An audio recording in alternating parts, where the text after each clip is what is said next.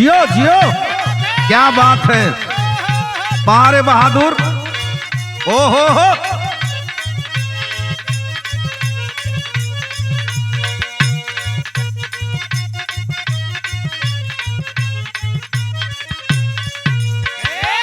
बड़ा हमार मास्टर रंगरूट बाड़न।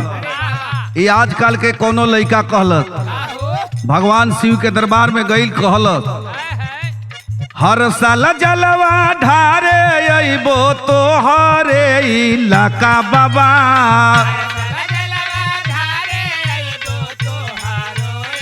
एमे मगही के अंश रही।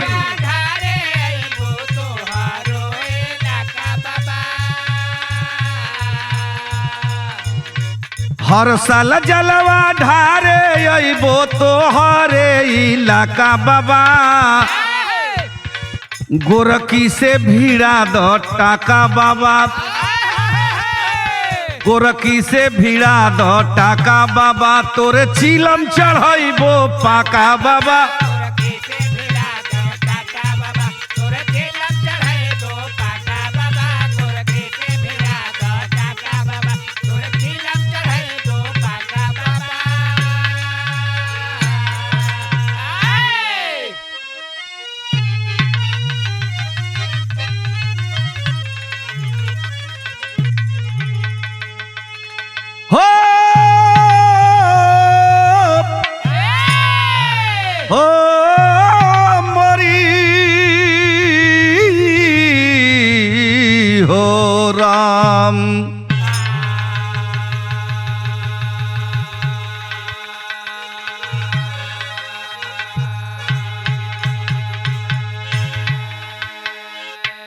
हाँ बाबूजी, जवाहर फिल्म की ओर से आप सबके बीच एक बिरहा गाने जा रहे हैं।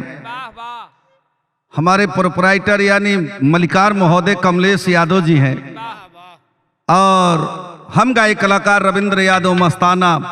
तमाम भोजपुरी बिरहा सुने वाला श्रोता बंधु भैया बाबू लोगन के कहीं स्वर में हार्दिक अभिनंदन वंदन स्वागत करते हैं। बिरहा का हमरे शुरुआत हो गई यानी भूमिका से। लाइन लगल,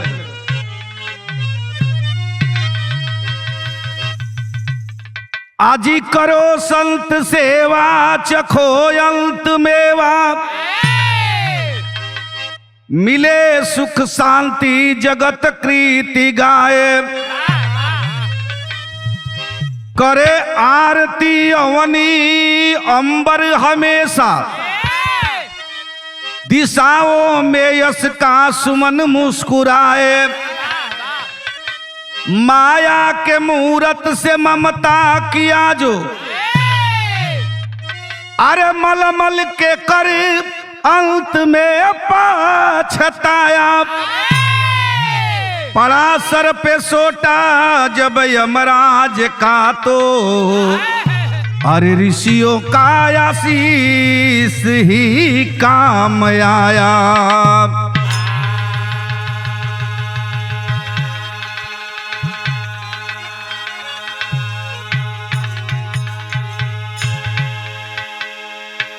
लोग कहलन कि कभी कभी ऋषि के वाणी भी, मुनिवर के वाणी भी सत्य होला, साधु महात्मा के भी बात सत्य हो जाला, जोगी के भी बात सत्य हो जाला। एक लाइन ऐजा गजल के टुकड़ा बा, कोनो आशिक, कोनो आशिक ये हमरे धर्मेंद्र बाबू जैसे रहल, इहो बड़ा कुल कोपा गजले कुल घूमत फिरत कुल बड़ी बड़ी गौयन के पीछा करेला। कलश किए जान तहरे चलते जान बा हमर खेत बेचा गई। अरे बा उहे खेत बेचाइल जोना में कुछो ना होत रहे। हां बढ़िया भइल। ए जान हमार एगो गाड़ियों रहल मार्शल, उहो बेचा गई। बा जो उनकी ठेल के जात रहल ह, यानी तू पूरा उनका विषय में जाना। दीवाना कहलस, आशिक का कहलस, बलिया बक्सर गाजीपुर। कहलस ये जान सुनो, अरे बलिया बक्सर गाजीपुर, अरे बाजार खोजता।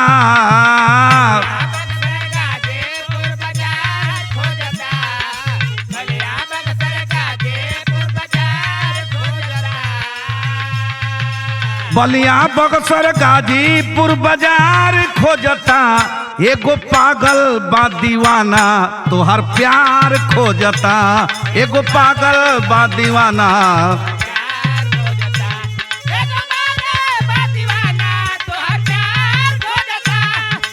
जियो जियो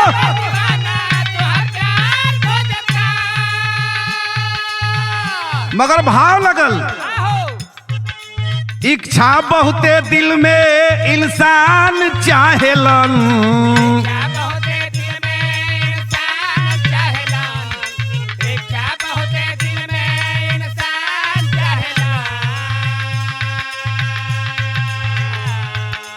इच्छा बहुते दिल में इंसान चाहेलन उहे होला जवन जग में भगवान चाहेलन उहे होला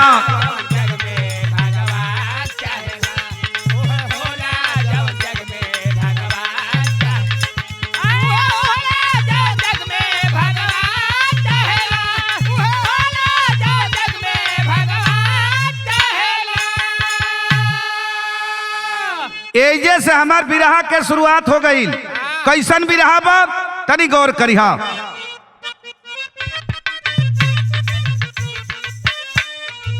राजा ब्रह्मदत्त के कंचनपुर राजधानी थी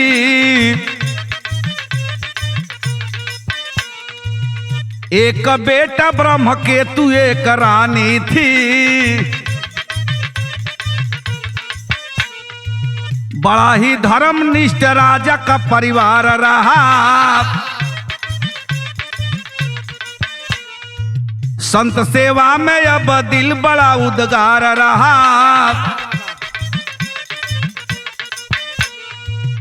एक रोज अंगिरा ऋषि अब पधारे हैं देकर समान राजा पांव को पखारे हैं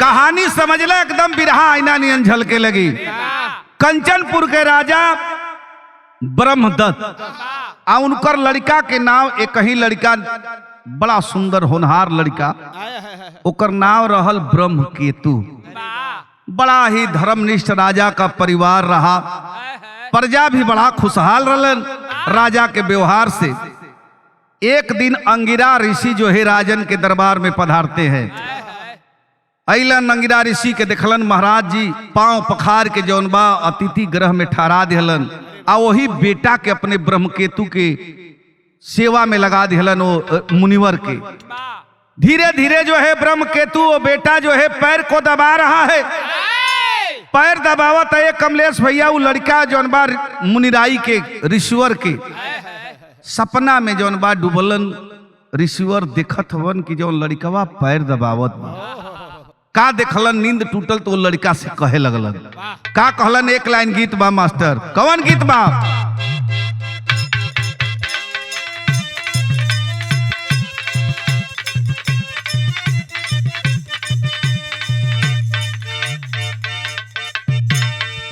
अब बड़ी रंग रूट गीत बा उहे गीत बा कि कोनो मेहरारू अपना मर्द के कहतिया प्रदेश में मर्द बा मेहरारू कहतिया गैला जहिया से टाटा देवरा भइल बाटे लाटा सैया हो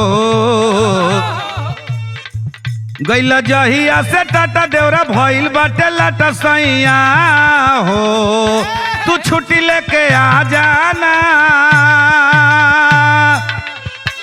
देवरा के समझा जाना तू छुट्टी लेके आ जाना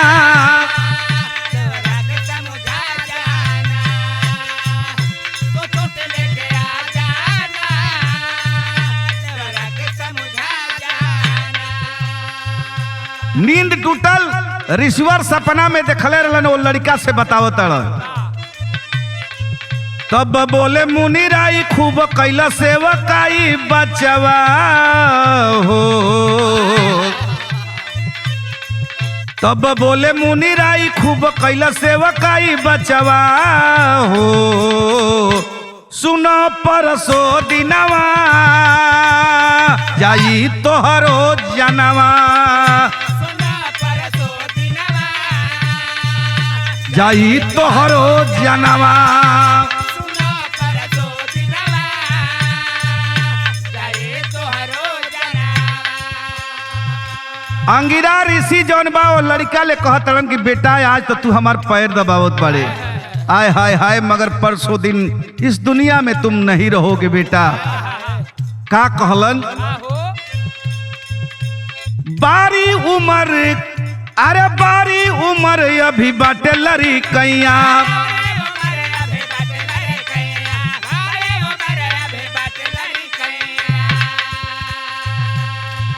अरे लिखले का किस्मत में तोहरा गोसैया।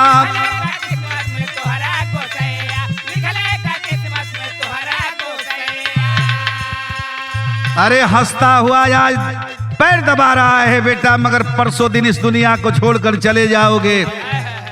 का कहलन मुनिराई जाई दिया ना बुझाई रोई है बाप और माई बचवा हो। जाई दिया ना बुताई रोई है बाप और माई बचवा हो। सुनो परसो दिनवा जाई तोहरो जनवा। सुना परसो दिनवा जाए तोहरो जनवा। सुना परसो दिनवा जाए तोहरो जनवा। होनहार वो लड़का ब्रह्मकेतु रोने लगा। ऋषिवर के बात सुन के ब्रह्मकेतु रोवे लगल। दौड़ के राजा रानी के है गईल अपने यानी माई और पिताश्री के पास। माई ले कहलस पिताश्री ले कहलस पिताश्री जो ऋषिवर आए हैं जिनके सेवा में आप लगाए थे वो कह रहे हैं कि हम परसों इस दुनिया में नहीं रहेंगे। राजा समझदार दौड़ के अलन ऋषिवर के पैर पकड़ के कहलन सरकार आखिर भूल कैसे हो गई। आखिर मेरा बेटा क्यों नहीं रहेगा परसों दिन, कोई उपाय बताइए। तो वही समय जौन बा ऋषिवर एगो बात कहलन। का कहलन विश्वनाथ की गलियों में, अरे विश्वनाथ की गलियों में ब्रह्मकेतु जाकर सो जाएगा।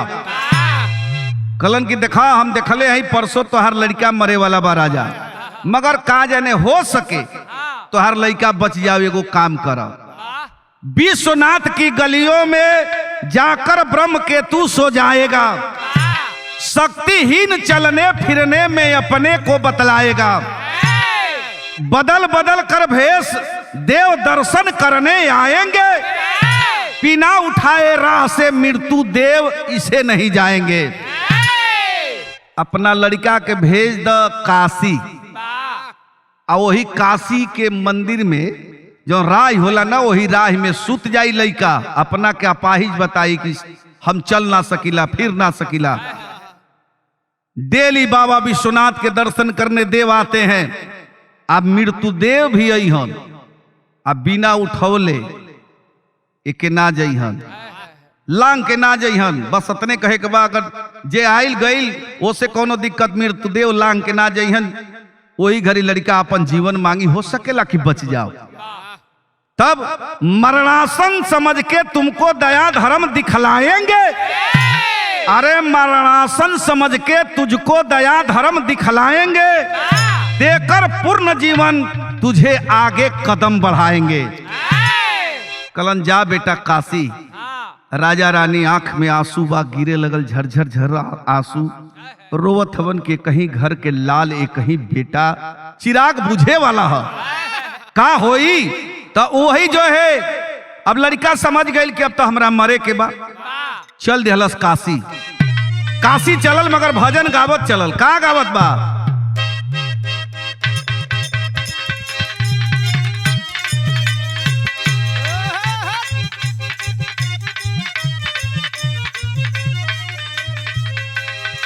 उहे गीत बा। अरे निमिया का डलिया का डोलिया बनल बा निम के पतइया ओहार।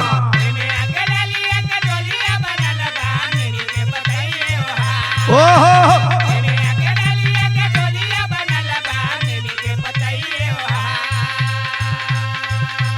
निमिया के डलिया के डोलिया बनल बा निम के पतइया ओहार। देवलोक से चलाली भवानी नु हो देवता बनले कहार।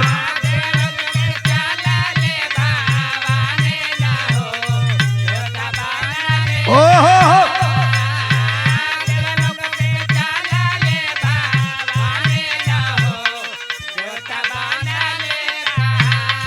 चल दिया काशी के तरफ वो लड़का। कहा कि मरना है तो चले बाबा विश्वनाथ की गली में जान निकलेगी।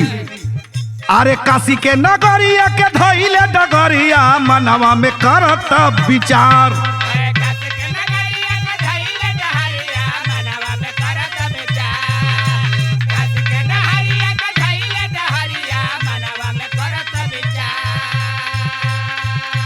काशी के नगरिया के धइले डगरिया मनवा में करत विचार। दुनिया में जाई जिंदा गनियानु हो बाबा भोले के दुआर। गनियानु हो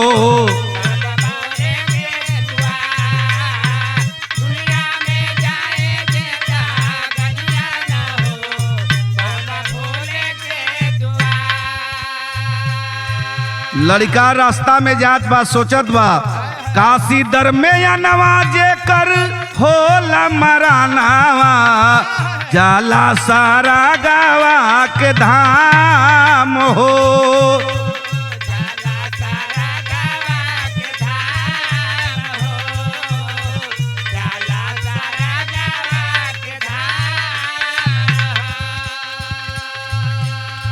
शिव के चरनिया में गावत भजनिया होई जाई हमरो इंतकाम हो।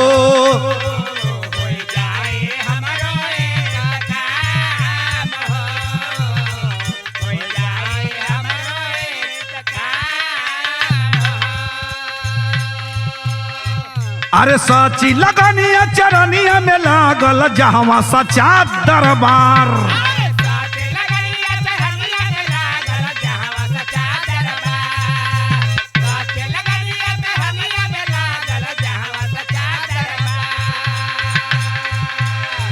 अरे सची लगनिया चरनिया में लागल जहवा सच्चा दरबार। दुनिया में जाई जिंदा गनियानु हो बाबा भोले के दुआर।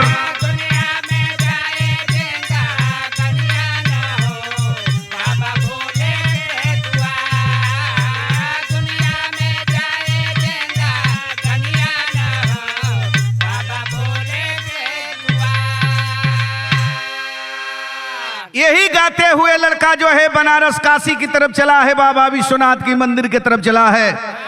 और यह बात कहत बा टेरी के लाइन लगल हम मास्टर।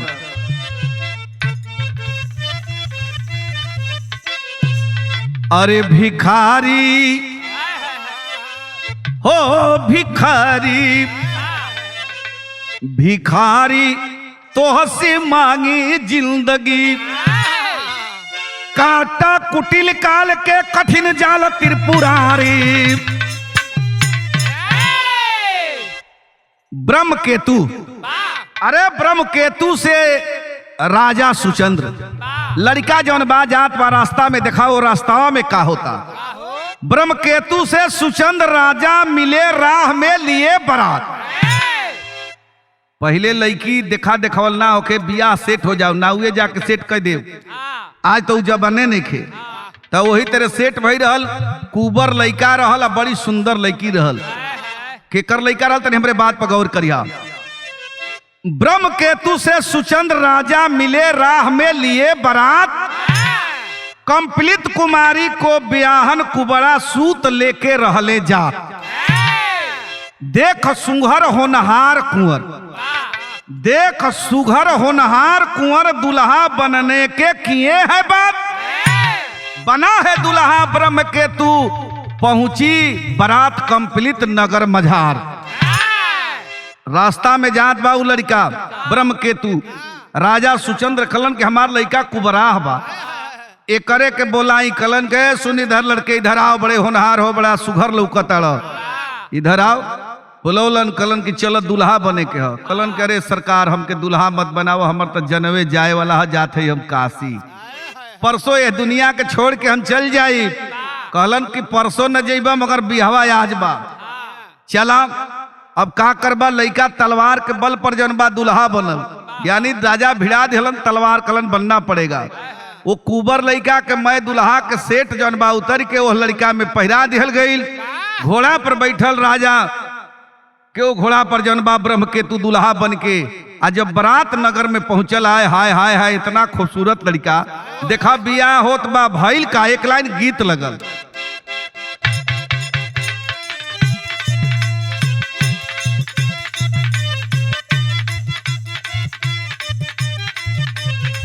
उहे गीत बा। ई पहली रात के दिन कोनो सखी के ससुरा में पहुंचल बिया, फोन पर बात होता। सखी बतावतिया का बतौल सपना सखी ले का कही सखिया रात के बतिया भारी अलंग छटका गईले।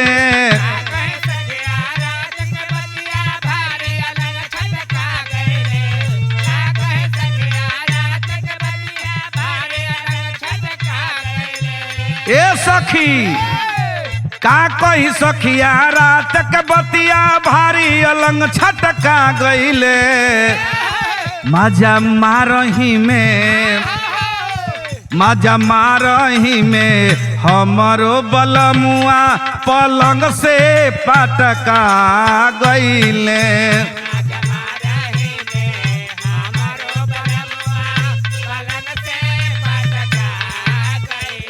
ओहो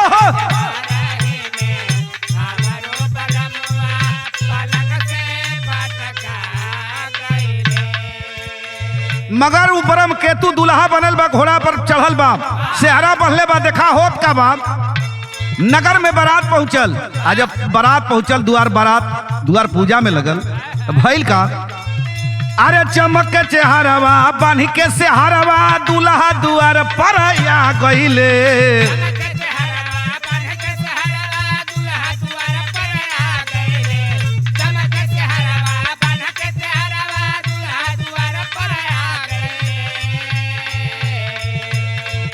अरे चमके चेहरवा बांध के सेहरवा दुल्हा दुआर पर आ गईले। सबके खुश भइल देख के ही आरावा जियारावा जुड़ा गईले।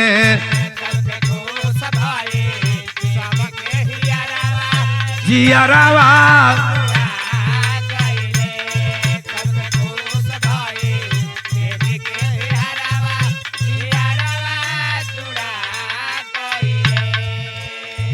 खुशिया के रात बिया गजबे नुआईल। एकदम बिया शादी में लोग लगल हवन।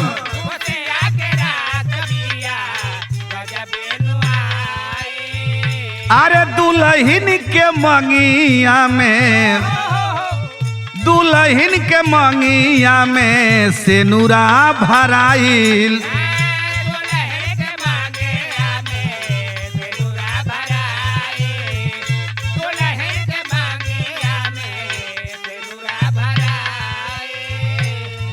द्वार पूजा लगल, बियाह के कार्यक्रम सब एकदम चालू बा। देखा होत का बा, अरे गावे अवरतिया मंगल गीतिया कोहबर घरवा दिया गईले।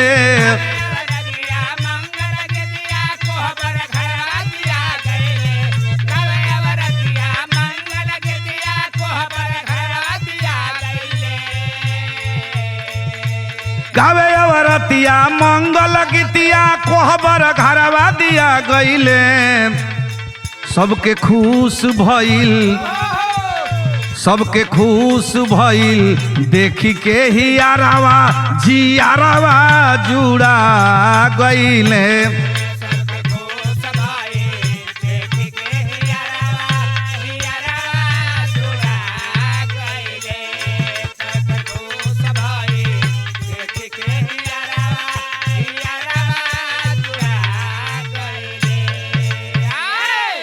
दुल्हन के मांग में सिंदूर डाल दिया, शादी हो गई।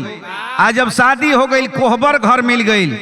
आज जब कोहबर घर में लड़का गई यानी ब्रह्मकेतु दुल्हन जौन बा गई धीरे से पांव पकड़ के प्रणाम कइल चाहलस पांव छुके उ दुल्हा जौन बा लागल ब्रह्मकेतु वही कोहबर घर में रोवे कलस के दुल्हन हम तोहार असली दुल्हा ना हई तोहार ससुर जौन बा सुचंद्र राजा तोहार बियाह एगो कुबर लड़का से होत रहा तोहार इस ससुर हमके तलवार के बल पर दुल्हा बना के लेके अलन तोहरे मांग में हम सिंदूर डलनी हमार जिंदगी बस आज एक दिन बीत गई और 2 दिन के बचल है हमके काशी जाए के है बाबा विश्वनाथ के मंदिर में उ लड़का कहत बा कोहबर घर में गीत के लाइन बा मास्टर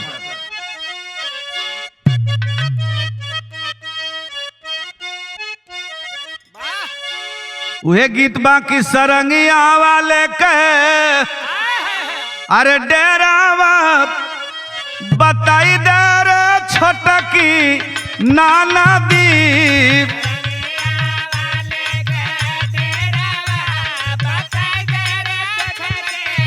नाना दी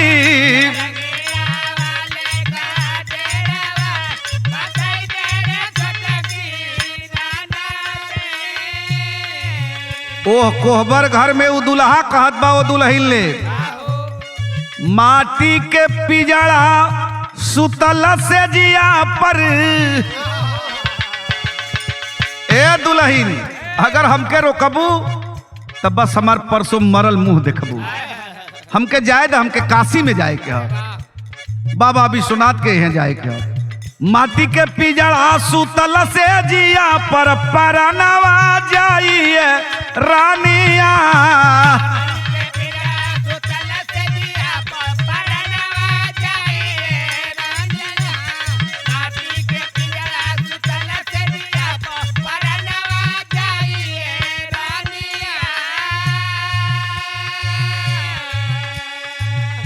अरे माटी के पिजड़ा सुतल से जिया पर अरे परनवा जाइए रानिया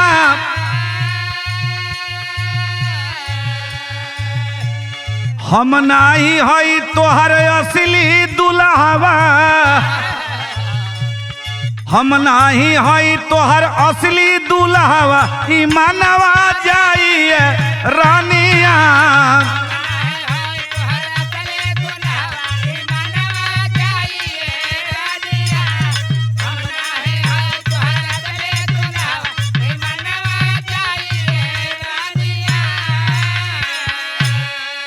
ए दुल्हन 2 दिन के मेहमान है जीवन अरे भोले के जइबे नगरिया हो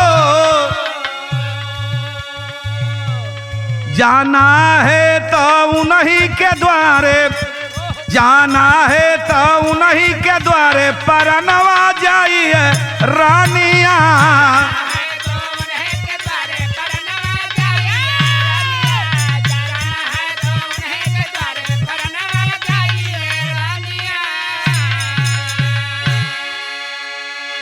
उ दुल्हन कलश की दिखाई हिंदुस्तान हो हिंदुस्तान के नारी खाती अगर कौनो बिरादर मांग में सिंदूर डाल देलस तो ओकर उ दुल्हन हो गई यानी तू हमार पति हो गई हम तोहार पत्नी हो गई एगो हमार बात सुन ला अब तू मर चाहे जियो राजा के कहा लड़का है कुबर है कि लंगड़ है उसे हमरा कोनो मतलब नहीं खे बस तू हमार मर्द हवा तू हमार पति हवा अगर काशी जाइल चाहत हवा तो तू जा मगर एगो बात सुना पापट के लाइन लगल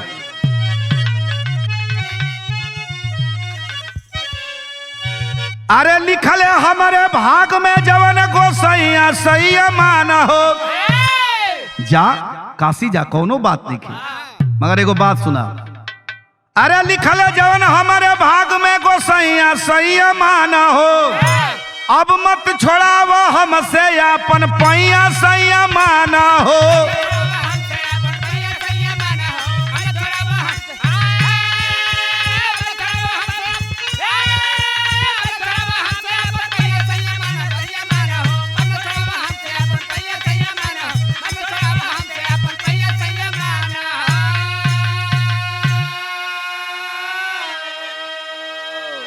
अरे चाहे अब मरे या जिए, मेरे हैं प्राण आधार हो। भारत के नारियों के खातिर दूसरा पति धिरकार हो। अब हम तोहरा के पति मान ले हैं, तब मान ले। अब तू कहत हवा कि कुबर तुहार दुल्हा है, तो वो के धिरकार है, मनबे न करब। तो हई बतावा जाई कवने छैया सैया माना हो। अब बसी जिंदगी तोहरे पाँव के छैया सैया माना हो। जा इंतजार करब, जा काशी चल दिहलस कोहबर से जौन बा लड़का उठ के सीधे जौन बा काशी के तरफ। आ जब काशी के तरफ चलल तो देखा भैल का आल्हा के लाइन लगत है।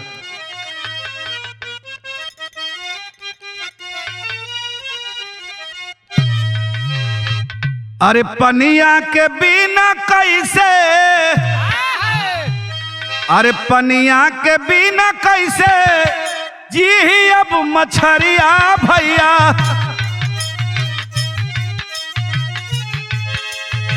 सेवाती के पुनवा पपिहरा के परान।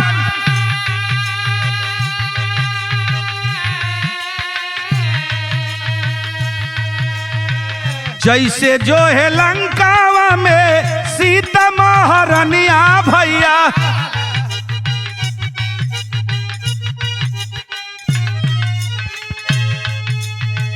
जियारा में जेकर बसे हो भगवान।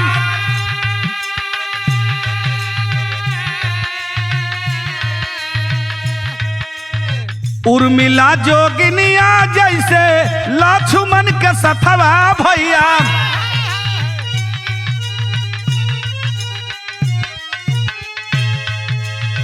सथवा पर बल जेकर जाहिर बाई जहार।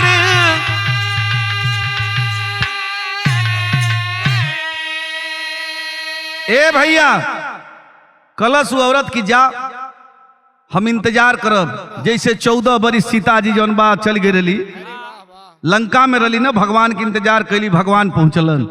वही तरह तोहार इंतजार करब। तू जा, अगर जी के आ गई तोहरे नाम के सिंदूर लगी। अगर ना अबा तो जान लग अब विधवा की जिंदगी जी। अब का कहलस चलनता ला लगिल मास्टर।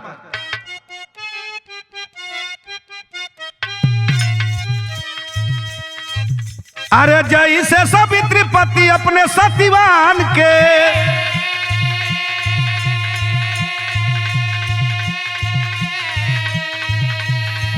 अरे लिहाली छोड़ाई महाराज से परान।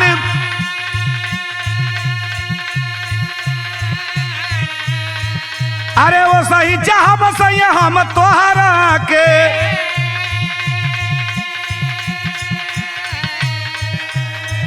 अरे आया ब्रह्म के तू तो बकासी दरमियान।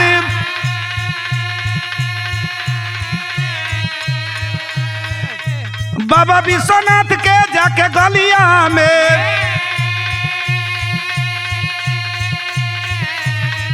अरे लेट गया लड़का बन के नादान।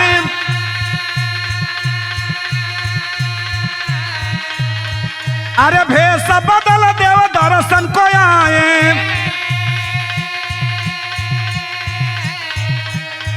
अरे लागी लागी जाए लोग जानी के नादान।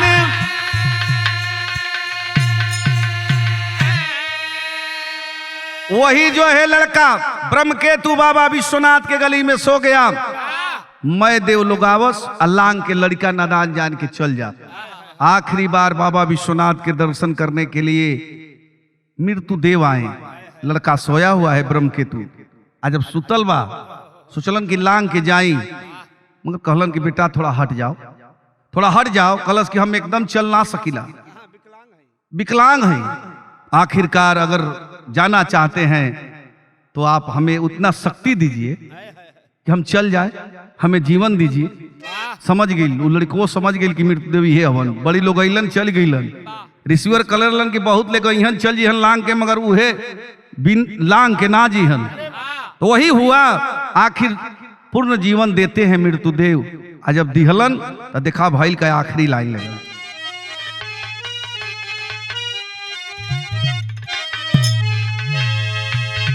अरे संकित भइले मृत्युदेव पूरा समझ न पवले भेव तो डोलल भोला के असनवा काशी के नगरी।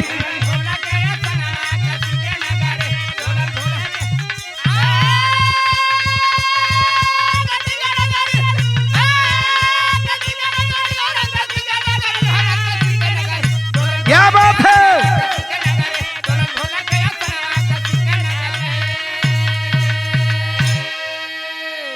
अरे शिव बम बम शब्द अनूठा गुजरित भइले दया किए मृत्युदेव तब पूर्ण जीवन पा गईले कैले गंगा में नहनवा काशी के नगरी। हाय हाय हाय हाय जब मालिक चाह दियन भगवान चाह दियन तो वह काम है। धन्य भाग दुल्हन का शिव जी आंचल किए अहिवात हंसी खुशी आया ससुरारी बनल बिगड़ल बात तब पूजल मनवा के सपनवा काशी के नगरी।